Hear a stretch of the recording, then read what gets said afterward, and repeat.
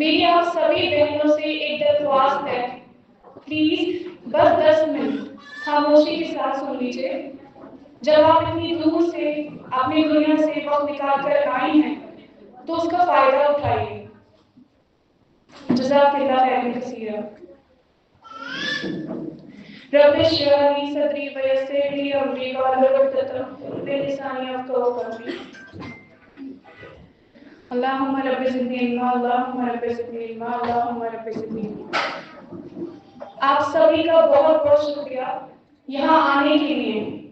الحمدللہ آپ سبھی مبارکباد کے مستحق ہیں، کیونکہ اللہ تعالیٰ نے آپ کو چنا ہے یہاں اس مجلس کے لیے۔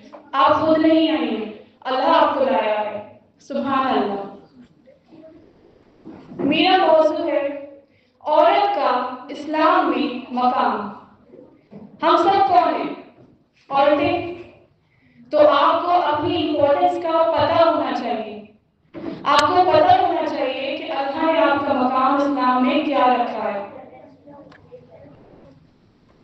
سب سے پہلے آپ یہ دیکھیے، اللہ تعالیٰ نے عورت کے لیے قرآن میں ایک پوری آیت اتار دی۔ کون سی ہے وہ سورہ؟ سورہ نساء۔ سبحان اللہ۔ تو سورہ نساء ہم پر نازل ہوئی، اللہ تعالیٰ نے قرآن میں سورہ نساء عورت پر نازل کی۔ کیا مرد پر کوئی آیا ہے قرآن میں؟ آپ بتائیے، یس اور نو؟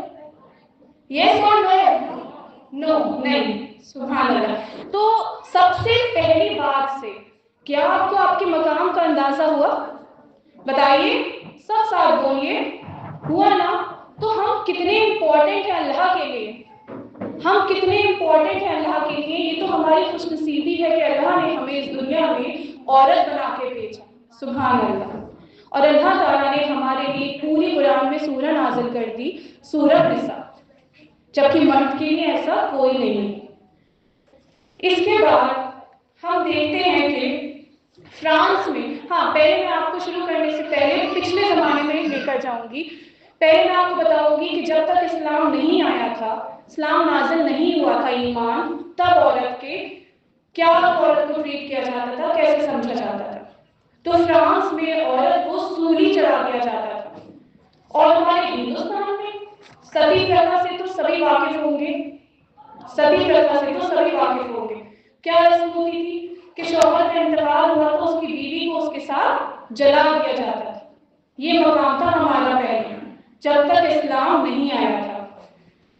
اس کے بعد یہودی جو تھے، یہودی کیا کرتے تھے؟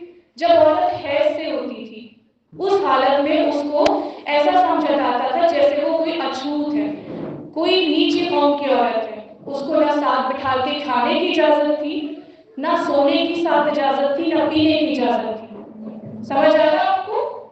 اس کو ایسے درکنار کر دیا جاتا تھا جیسے وہ خلیق ہے۔ یہ تھا ہمارا پہلے مقام۔ تو لازم ہے اس سے پتہ چلتا ہے کہ عورت کا خود کا تو کوئی مرتبہ ہی نہیں تھا اسلام آنے سے پہلے، کوئی اعلیٰ مقام ہی نہیں تھا عورت کا۔ فرعون وہ اپنی عورتوں کو بندی بنا کر رکھا کرتے تھے۔ بندی سمجھتے؟ بندی بنا کر رکھا کرتے تھے۔ یہاں تک کہ ہماری جو معصوم بچیاں ہوتی تھیں، جو اللہ تعالیٰ کی طرف سے اگر کوئی اولاد پیدا ہوتی تھی اور وہ بیٹی ہوتی تھی تو کیا کر دیا جاتا تھا اسے؟ زندہ دفن۔ سبحان اللہ، زندہ دفنا دیا جاتا تھا۔ سبھی کو معلومات ہے اس بارے میں۔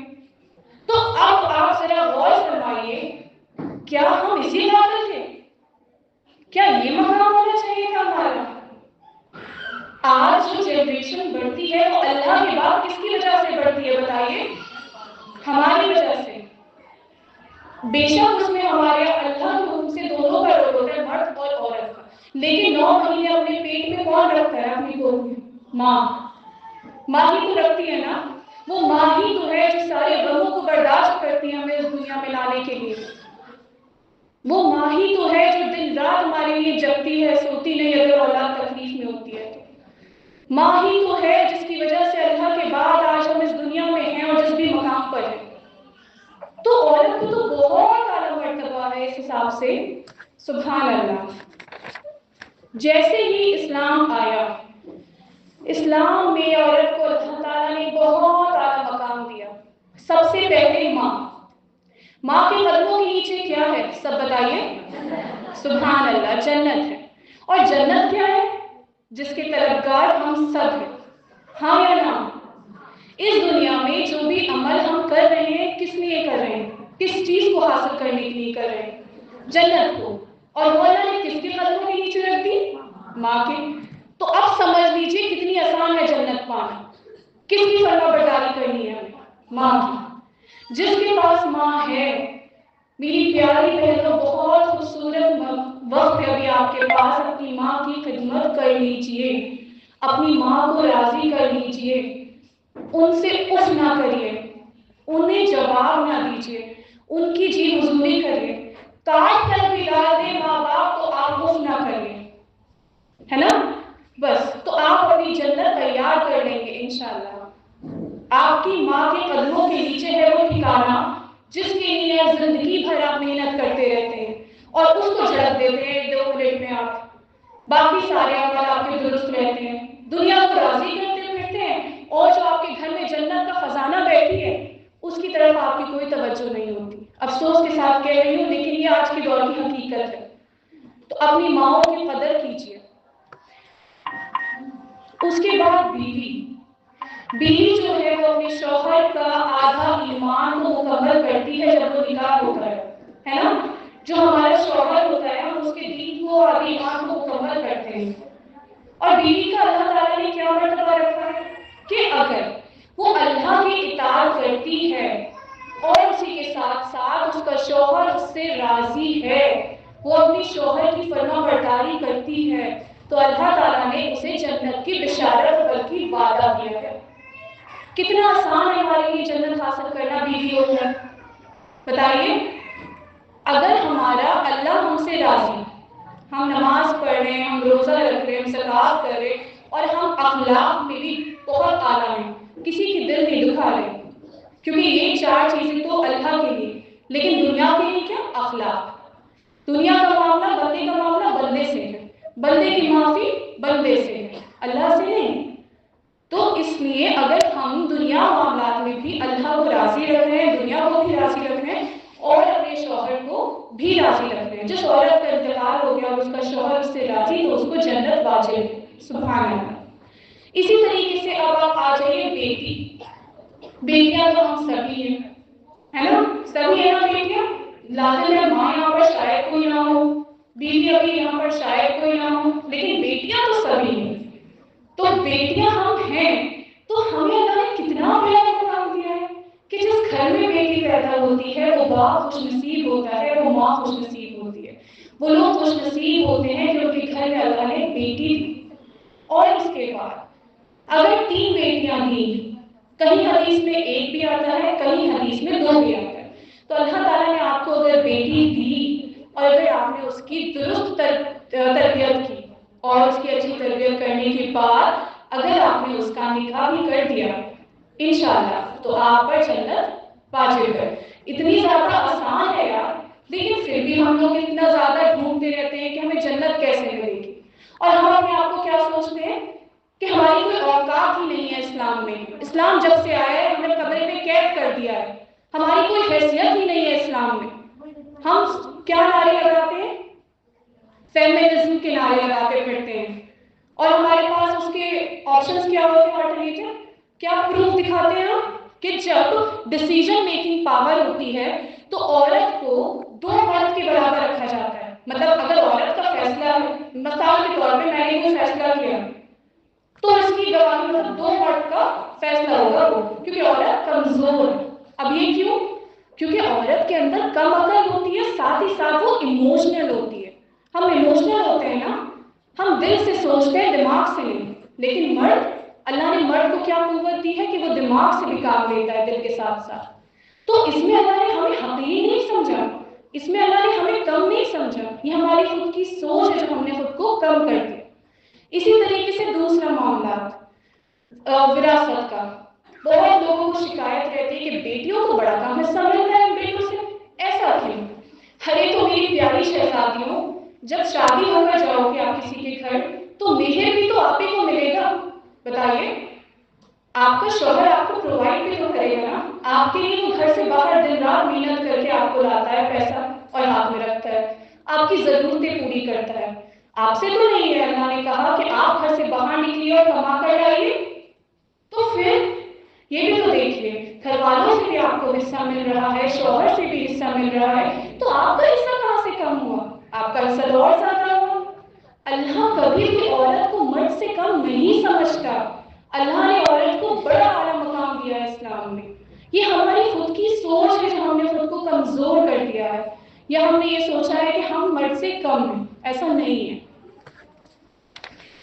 اللہ تعالیٰ کہتا ہے، اللہ تعالیٰ کے رسول فرماتے ہیں صلی اللہ علیہ وسلم کہ اگر کسی نے 3 بیٹیاں یا 1 یا 2 کی پرورش اچھے سے کی اور ان کا اگر نکاح کر دیا تو اللہ کے نبی فرماتے ہیں اس طرح سے اشارہ کر کے یہ جو 2 نبیاں اتنی قریب ہیں، اتنے قریب ہوگا میرے ساتھ وہ جنت میں انشاءاللہ۔ سبحان اللہ۔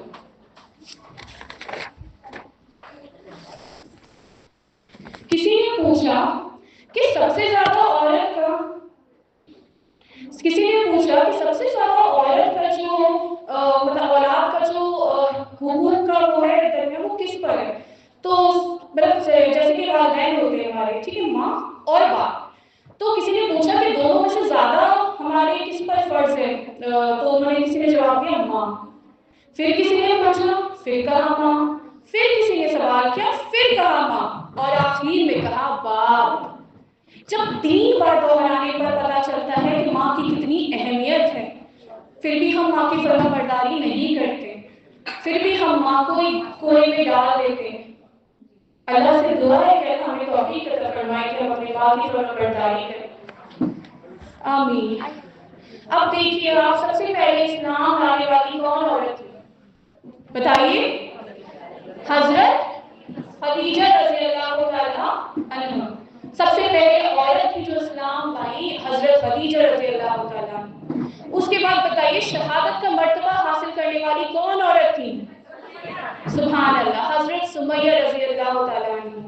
جب اتنی پیاری پیاری ہماری صحابیات ہیں موجود جو اسلام بھی لے کر آئی، جنہوں نے شہادت کا مرتبہ بھی حاصل کیا، پھر ہم کیوں ان جیسا بننے کی کوشش نہیں کرتے؟ اگر ہم چاہیں تو ہم فاطمہ رضی اللہ تعالیٰ عنہ کی بھی کوشش کر سکتے کہ ہم ان جیسے پاک بنے، بیوی مریم جیسے پاک بنے، عائشہ رضی اللہ تعالیٰ جیسے اچھی بیوی بنے، خدیجہ رضی اللہ تعالیٰ عنہ جیسی مضبوط لیڈی بن سکتے ہیں نا ہم؟ ہمارے ہاتھ میں ہے سب کچھ، بس دیر کس بات کی ہے؟ ہماری ول پاور کی۔ آج سے یہ سوچ لیجئے اسی اسپیچ کے اینڈ ہونے سے کہ ہم کون ہیں؟ سپر وومن ہیں۔ ہم کون ہیں؟ ہم وہ شہزادیاں ہیں جو اللہ تعالیٰ نے عورت بنا کر ہمیں اس دنیا میں بھیجا ہے، اور ہم وہ شخصیت ہیں جس کے قدموں کے نیچے جنت بھی ہے، جس کی وجہ سے شوہر کا ایمان بھی مکمل ہو رہا ہے، اور جس کی وجہ سے اس کا باپ جنت میں بھی جا سکتا ہے۔ اتنا اعلیٰ مقام ہے ہم عورتوں کا، سبحان اللہ۔ اسی کے ساتھ میں اپنی اسپیچ کو اینڈ کرتی ہوں۔ امید کرتی ہوں کہ آپ سب کو سمجھ میں آیا ہوگا آپ کا مرتبہ۔ جزاک اللہ خیر کثیرا۔ السلام علیکم ورحمۃ اللہ وبرکاتہ۔